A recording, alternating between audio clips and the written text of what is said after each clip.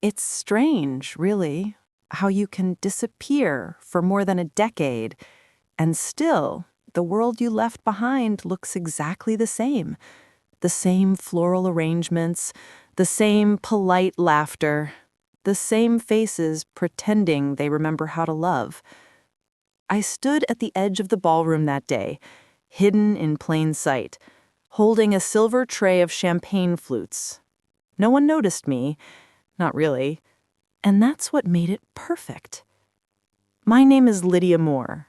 I'm 32 years old, a small catering business owner from Portland. 11 years ago, I walked out of my parents' house with nothing but a suitcase and my grandmother's recipe book.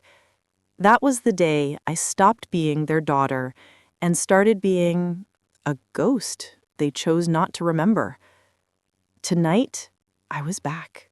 Not as a guest, not as family, but as the head caterer at my sister's wedding, the sister who took everything from me. Before I continue my story, tell me, if you were betrayed by the people you trusted most, would you ever walk back into their world just to watch them face the truth, or move on with the quiet realization that you were not truly loved? Share your honest opinion in the comments. I truly want to hear your perspective. I watched her glide across the hall, Amelia, in a coral white gown that shimmered like forgiveness. Her laugh filled the air like music. People adored her. They always had. The golden child, the miracle daughter, the one who could do no wrong. And me? I was the quiet one, the reliable one, the one who cooked, helped, and stayed out of the way. For years, I thought that made me good. Now I know it only made me invisible.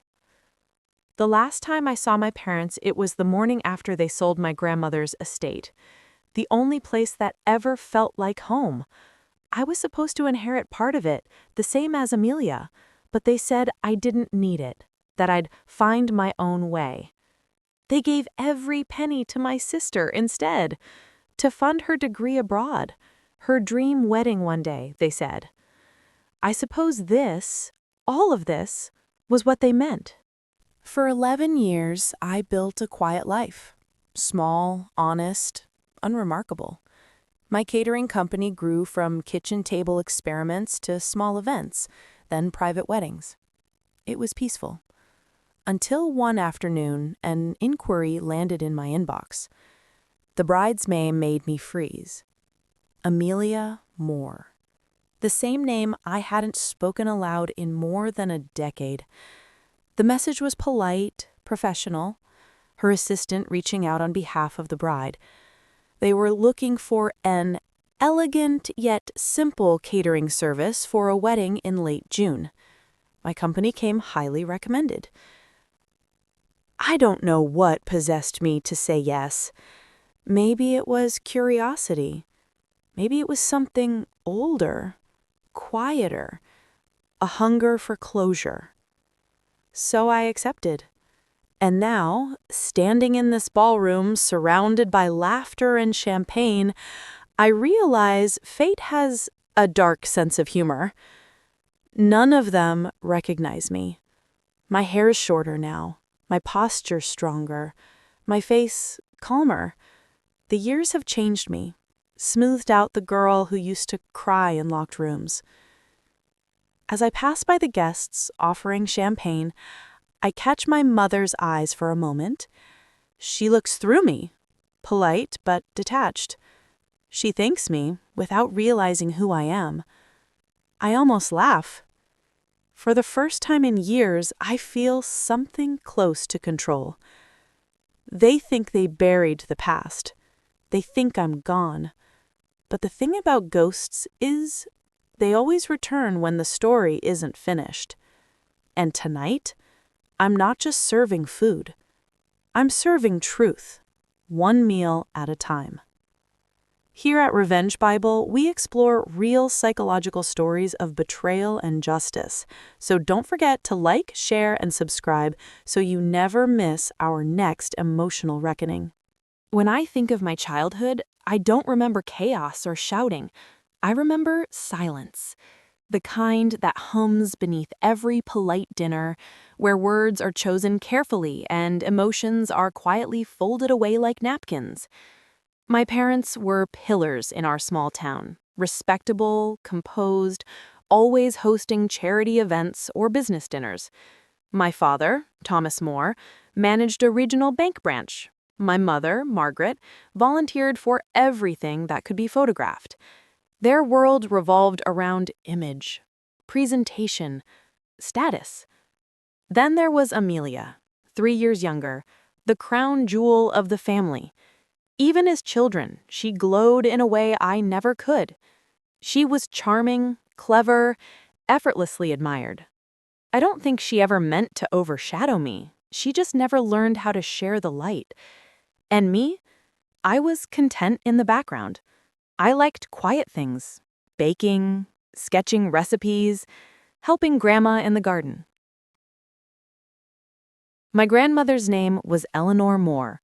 She lived in a small countryside home just an hour away, a little place with ivy climbing the porch and a kitchen that always smelled of vanilla and cinnamon. It wasn't grand, but it was hers. And in many ways, it was mine too. Every weekend, she'd let me mix batter or knead dough beside her, humming softly to old jazz records. She'd say things like, "Lydia, some people chase applause. Others find peace in the kitchen. Guess which one lasts longer?" I never understood then how much that line would shape me. When I turned 18, I told my parents I didn't want to follow Amelia's path to college overseas. I wanted to study culinary arts and open a small catering business someday. My mother's face froze like she'd bitten into a lemon. "Cooking? Lydia, dear, that's lovely as a hobby, but you're too smart to work in kitchens." My father stayed silent, as he often did when her tone hardened. It was Amelia who laughed. "Come on, Mom. Maybe Lydia can bake my wedding cake one day." They didn't mean it cruelly. At least, not then. But even gentle dismissal can carve deep lines. Grandma, though, she believed in me. When she fell ill a few years later, I spent most weekends at her house cooking and keeping her company. Those were the only times I felt seen. She used to tell me, "When people ignore your worth, don't argue. Just live long enough to show them they were wrong." She passed away quietly one autumn morning. The funeral was elegant, well photographed, exactly as my mother would have wanted. Afterward, when her will was mentioned, my parents told me not to worry. Everything was being handled. I didn't press. I trusted them. I wanted to believe we were still a family, even without Grandma's gentle voice. But things changed after that. Amelia got accepted into a design program in Paris. My parents were ecstatic. The tuition was astronomical, but they said Grandma's estate sale covered most of it.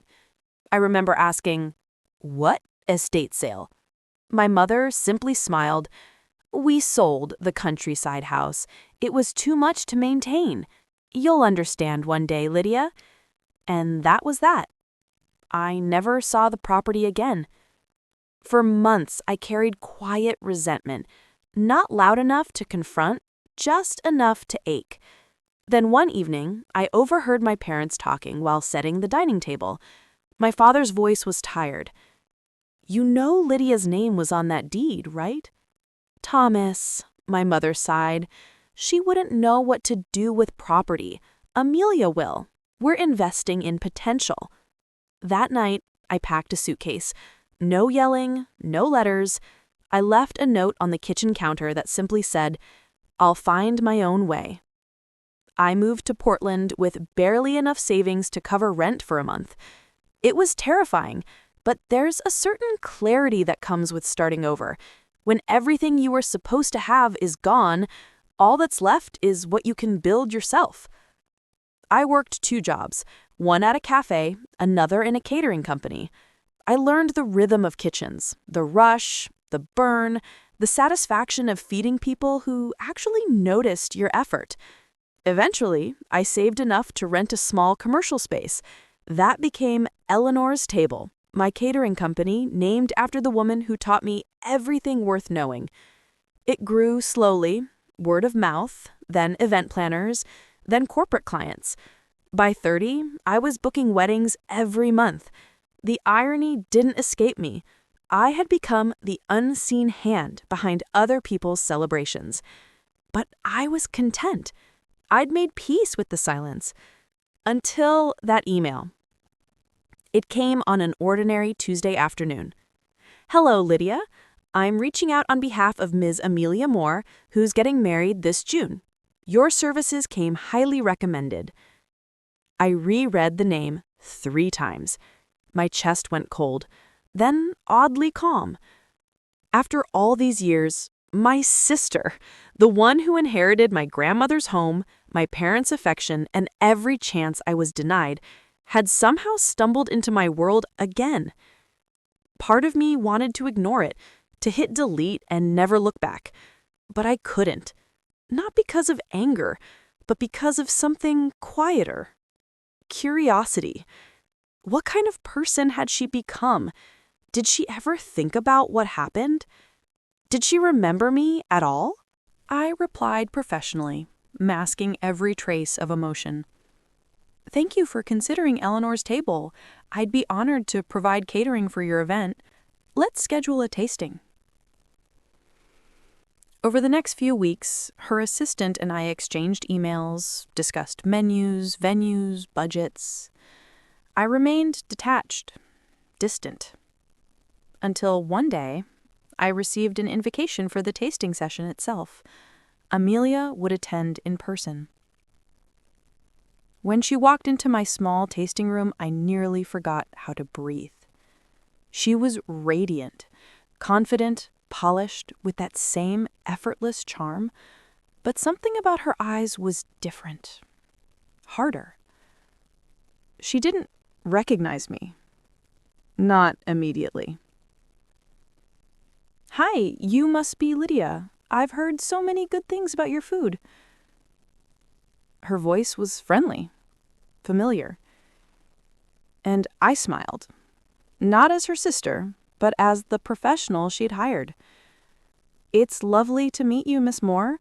I hope everything exceeds your expectations." She paused at the mention of her name, tilting her head like she was trying to place me, but brushed it off quickly. The tasting went smoothly. She approved the menu: rosemary chicken, lemon risotto, vanilla cream cake. Her fiancé, Evan, joined halfway through, polite and kind, clearly the grounding force in her whirlwind of energy. When they left, I sat in the empty room for a long time. I thought I'd feel triumphant. I didn't. I felt detached. It wasn't until I saw the venue details that something inside me shifted. The wedding was to be held in Ridgefield Estate, an exclusive countryside property recently restored and rented out for luxury events. I recognized the address immediately. It was my grandmother's home. They hadn't just taken my inheritance. They had turned it into a stage. That night, I sat at my kitchen counter, tracing the faded handwriting in my grandmother's old recipe notebook. There, on the inside cover, was her favorite quote, the same one she'd told me as a child. "When people ignore your worth, don't argue. Just live long enough to show them they were wrong." I closed the book, exhaled, and made a decision. If fate wanted to hand me this stage, I would perform. Quietly, precisely, beautifully. No shouting, no confrontation, just truth, served at the perfect temperature. People talk about betrayal as if it's sudden, a sharp blade, a single moment of shock. But in my experience, betrayal rarely comes like thunder. It's quieter, a slow erosion, so gradual that by the time you notice what's missing, it's already gone. For me, it started the winter before Grandma died. She'd grown weaker that season, her voice softer, but her mind still sharp. She'd begun talking about her will, not with the family, but with me. She said she wanted to make sure I was protected, that I had something to build my life on. I didn't care about the money, but I cared about her home, the warmth, the garden, the memories we'd built. She smiled and said, "Then it'll be yours, sweetheart. Promise me you'll fill it with laughter again." I promised, and I meant it. But as her illness worsened, my parents became more present. Not out of affection, but efficiency. My mother managed her medications and bank appointments. My father handled the legal papers. They were helpful, but in a rehearsed, business-like way. One evening I arrived at the house and found my mother at Grandma's desk, sorting through documents. I asked what she was doing. "Just helping your grandmother organize her things," she said, smiling too brightly. I remember the uneasy feeling, that instinct that whispers something isn't right, but I ignored it. You don't accuse your mother of deceit, especially not when she looks you in the eye and calls it love. 2 weeks later, Grandma passed away. The funeral was quiet, polished. My mother handled everything. The guests, the catering, the flowers. I was too numb to ask about the will. She told me the lawyers would contact us soon. When they did, I wasn't invited to the meeting. I only found out afterward, when I asked my father why no one had called me. He cleared his throat and said, "It was a small discussion, Lydia, nothing you needed to worry about. Your grandmother's affairs were simple." A week later, the house was listed for sale. I drove out there once, the for sale sign planted in the lawn like a gravestone. The windows were covered with white sheets. It didn't feel like a home anymore. I remember pressing my hand against the front door, whispering goodbye to the ghost of a promise. A few months passed before I learned the truth. It came from Mrs. Ellison, my grandmother's old housekeeper. She called me one evening in tears, saying she'd found something she thought I should see. When I visited her small apartment, she handed me an envelope, yellowed, edges frayed. Inside was a copy of Grandma's original will, dated a year before her death. The estate, it said, was to be split equally between my granddaughters, Lydia and Amelia Moore. I stared at it for a long time. My chest was hot and cold all at once. Mrs. Ellison's hands trembled as she spoke. "Your mother came here one afternoon with new papers. Said Eleanor wanted to simplify things. I thought it was strange. She didn't let your grandmother read them, just told her where to sign." I felt the air leave my lungs. When I confronted my parents, the conversation unfolded like a slow-motion car crash. My father sat on the couch, rubbing his temples. My mother, standing by the window, her tone perfectly composed. "We didn't steal anything, Lydia. Your grandmother made changes. You weren't around. Amelia was. It only made sense to give her the responsibility." "Responsibility?" I asked quietly. "You mean ownership?" "Call it what you like. You didn't even want to live there. I didn't want it sold." She turned then, her expression tightening. "You always had this sentimental streak. Life doesn't reward that, Lydia. We helped Amelia because she's doing something with herself. You could too, if you stopped chasing." "Chasing what?" I interrupted. "Peace?" The silence that followed was heavy. My father finally spoke. "It's done, Lydia. The sale went through. Let's not make this harder than it needs to be." That was the moment I realized they hadn't just betrayed me financially, they'd erased me from their story entirely. I left that night, not angrily, just empty. No yelling, no slam doors, just the sound of my footsteps fading into cold air. For years afterward, I carried that scene with me like a locked box. I didn't talk about it, didn't seek revenge. I simply built something else. My business, my independence. I told myself forgiveness was strength. But forgiveness without apology is just endurance. Years later, when I received Amelia's wedding invitation, I realized how easily they had continued without me. Amelia had turned my grandmother's house, my house, into a spectacle. The website boasted about its rich heritage and family legacy, complete with photos of the restored kitchen I once baked in as a child. Every corner I'd loved had been polished into someone else's fairy tale. And the worst part, my family looked proud of it. Through social media posts and engagement announcements, they celebrated what they'd built. My mother bragged about her beautiful daughters. My father smiled in every photo, arm around the son-in-law-to-be. There was no trace of the daughter they'd lost, only the version they preferred to remember. That was betrayal in its purest form. Not the theft of money, but the theft of meaning. When I stood in that ballroom years later, watching Amelia's wedding unfold, I saw it all with a strange clarity. Every polished surface, every glowing light, every smiling face, all built on silence. No one there knew what had been buried beneath their perfection, but I did.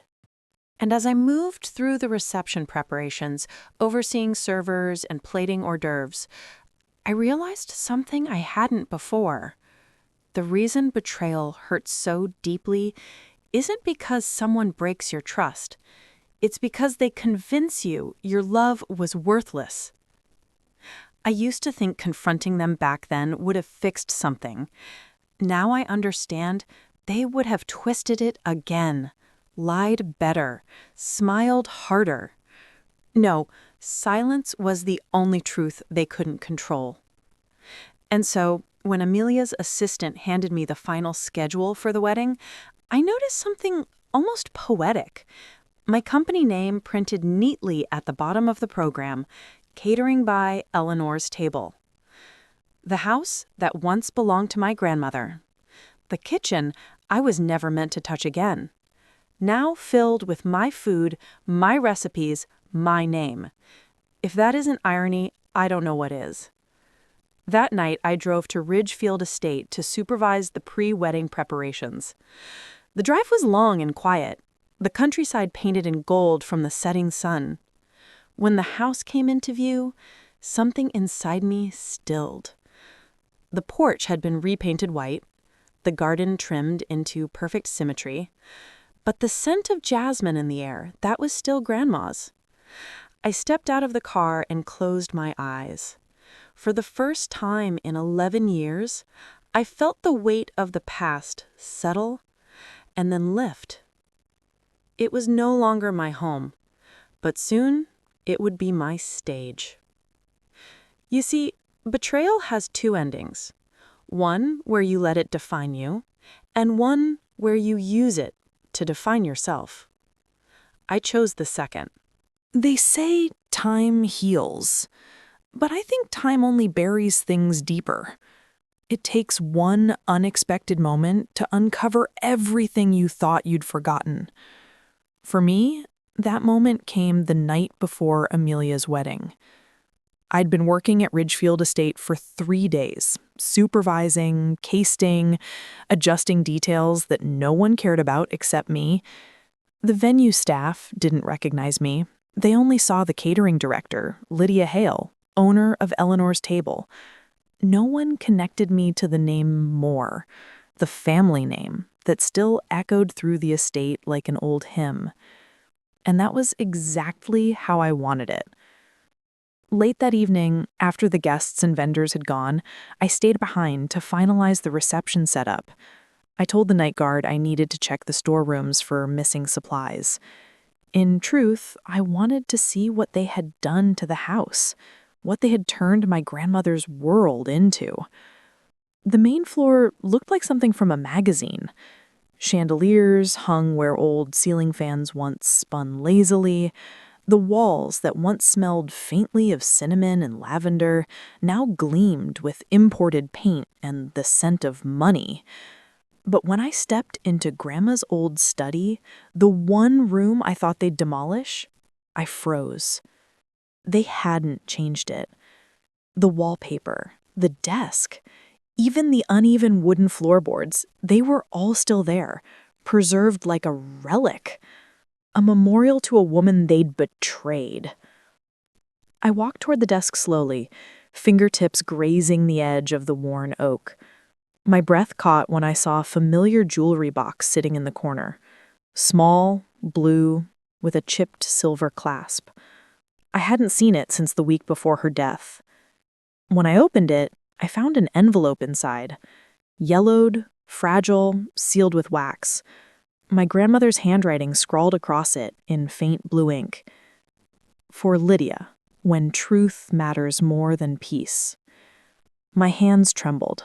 I sat down, the room spinning in silence except for the distant hum of rain.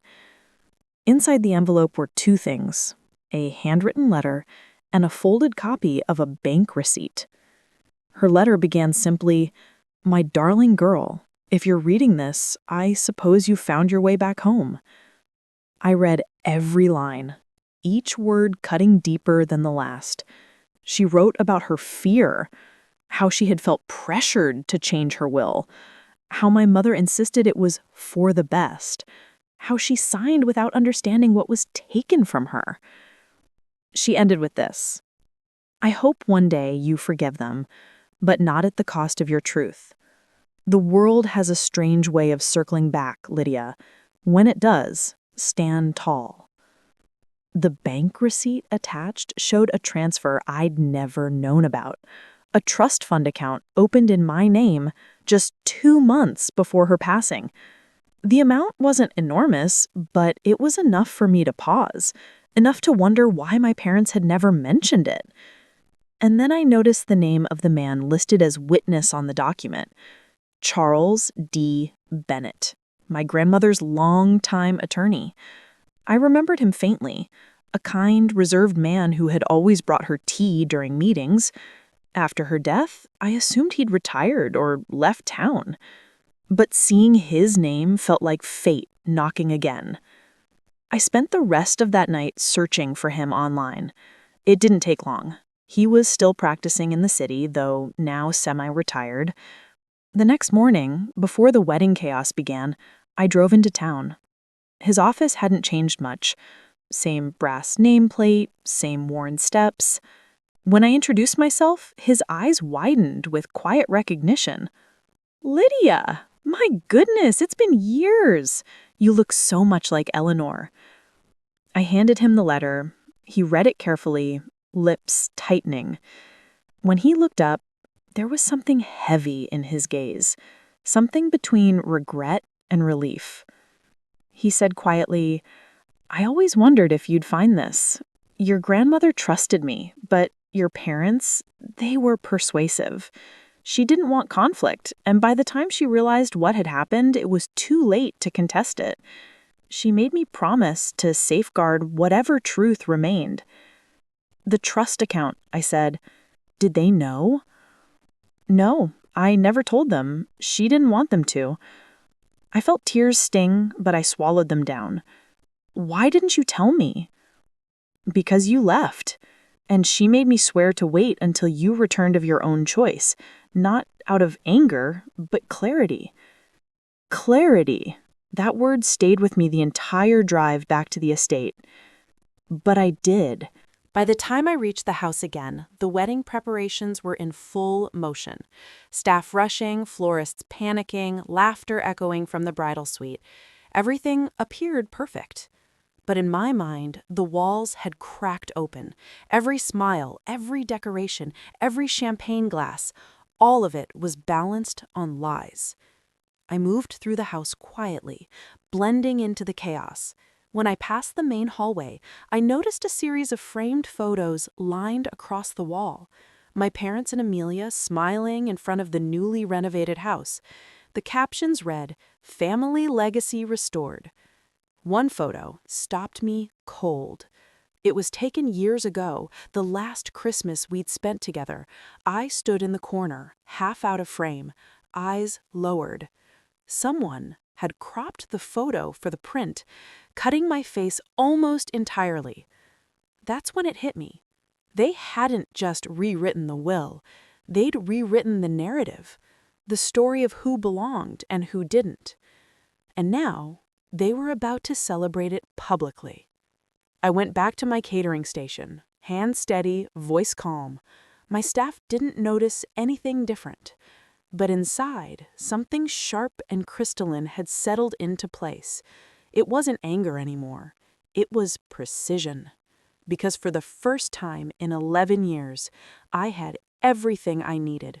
Proof, purpose, and a platform. And soon, I would have an audience. I didn't want vengeance through rage. I wanted revelation through grace, the kind of truth that unfolds quietly, undeniably, before everyone who once refused to see it. The house was ready for a wedding. I was ready for justice.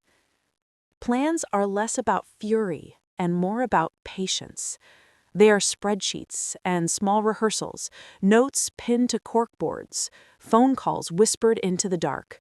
They are the slow rearrangement of dominoes, so that when one falls, the rest follow without the need for force.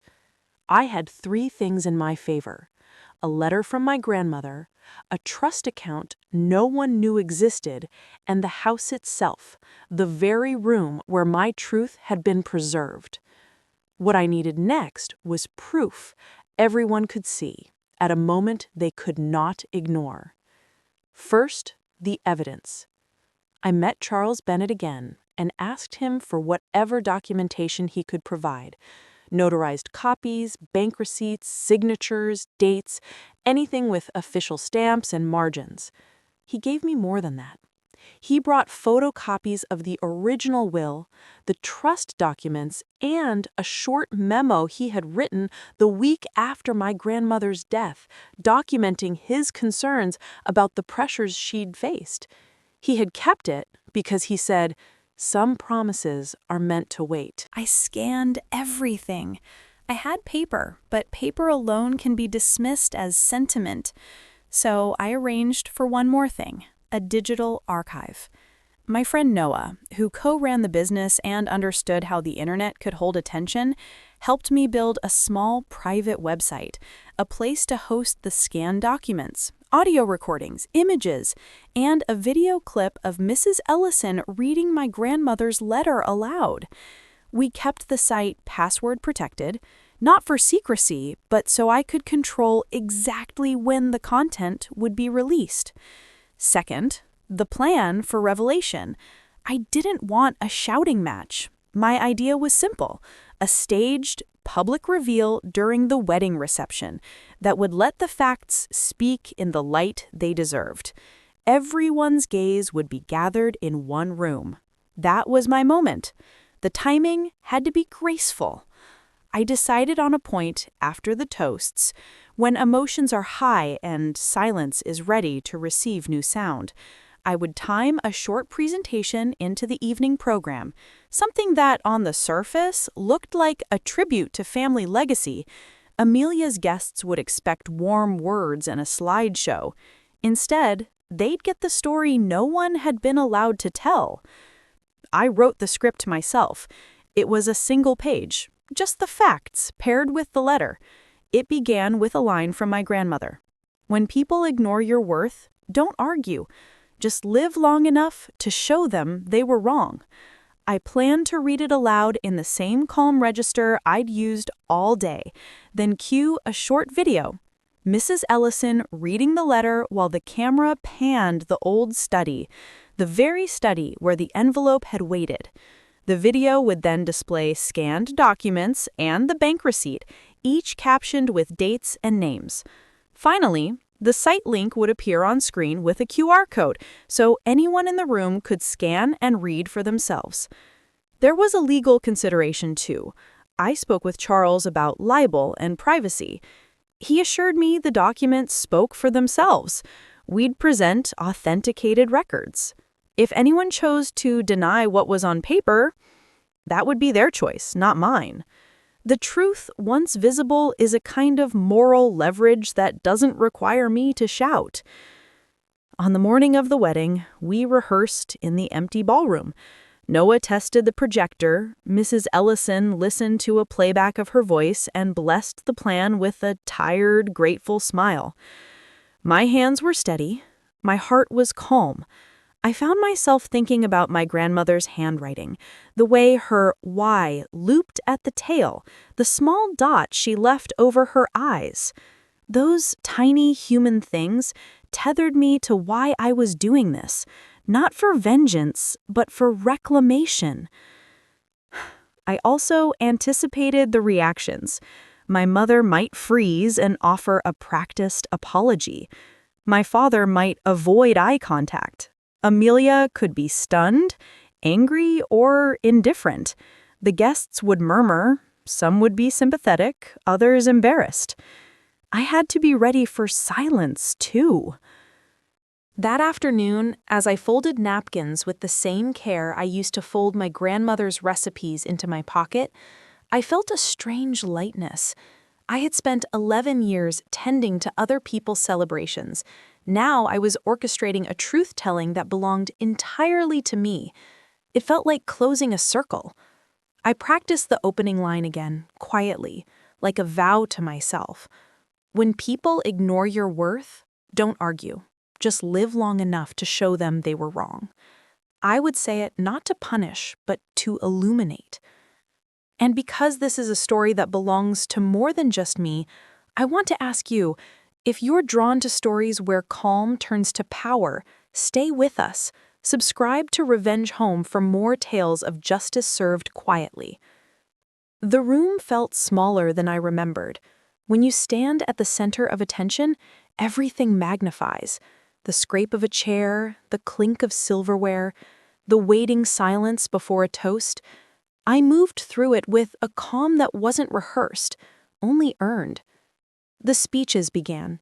My parents smiled on cue. Amelia laughed that polished laugh she'd perfected since childhood. I waited, not out of hesitation, but precision. When the MC introduced the family tribute, I stepped forward, holding my grandmother's letter. The projector hummed softly behind the floral arch. To the guests, I was just the caterer giving a short speech. Good evening. My name's Lydia Hale, from Eleanor's table. I was asked to share a few words about family legacy. A pause, long enough for expectation to build.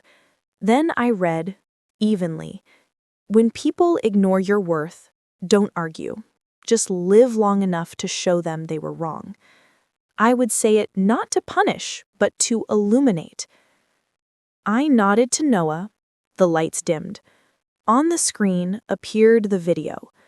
Mrs. Ellison reading my grandmother's letter as the camera glided over the old study, the oak desk, the chipped jewelry box, the faded wallpaper.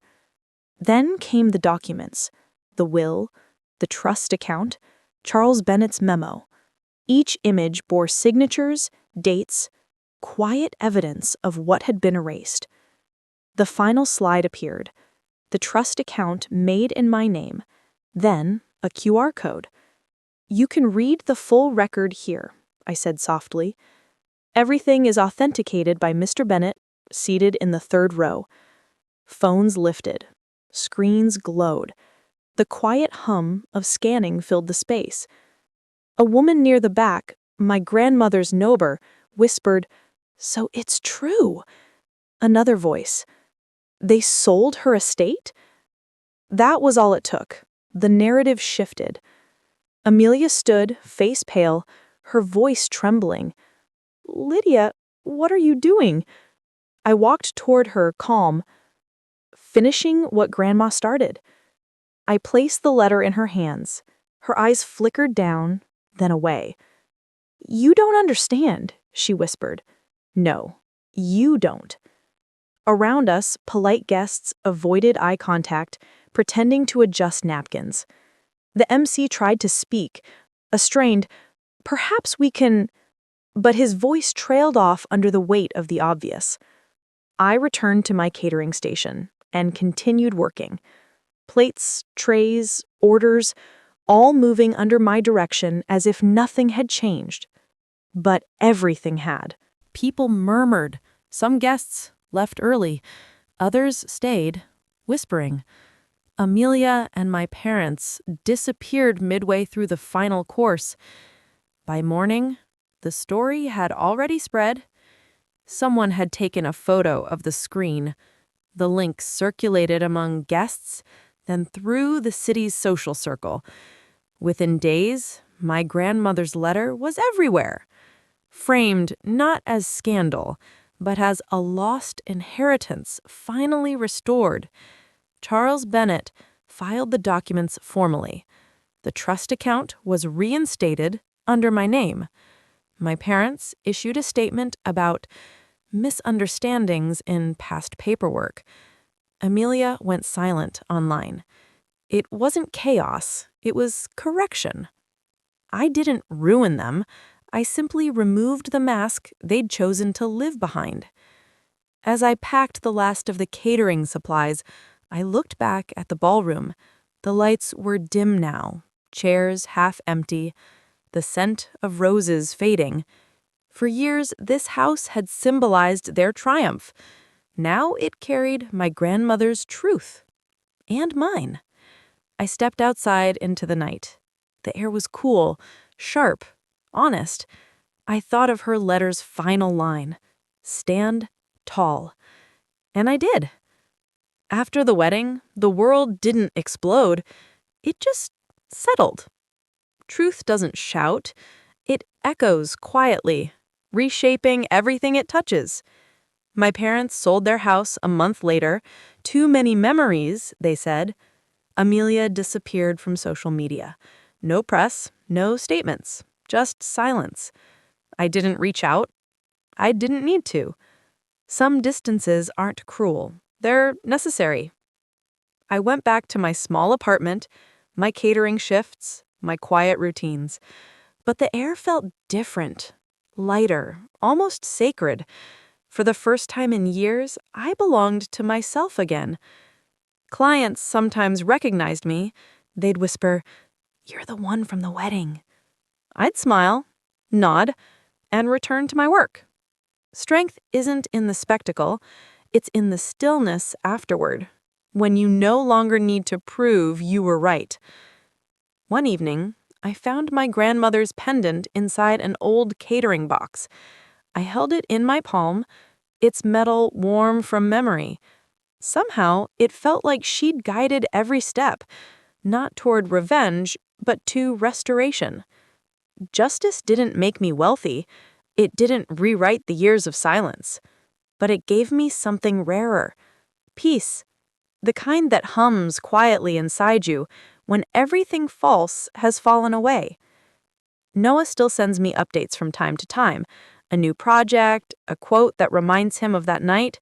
Charles Bennett wrote once too, saying, "Some truths take generations to come home."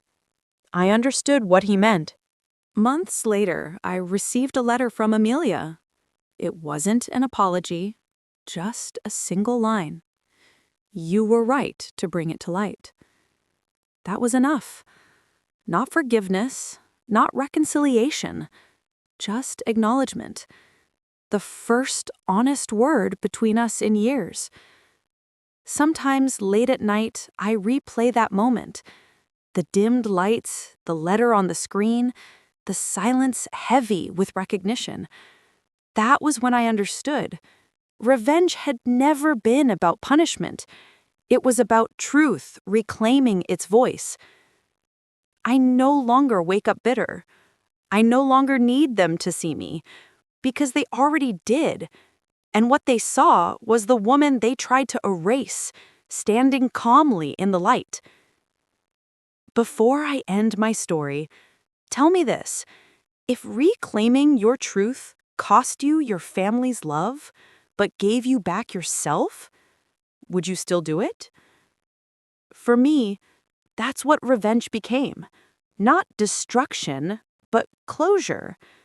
The quiet moment when justice stops being about them and finally becomes about you. Revenge is not hatred, it's power.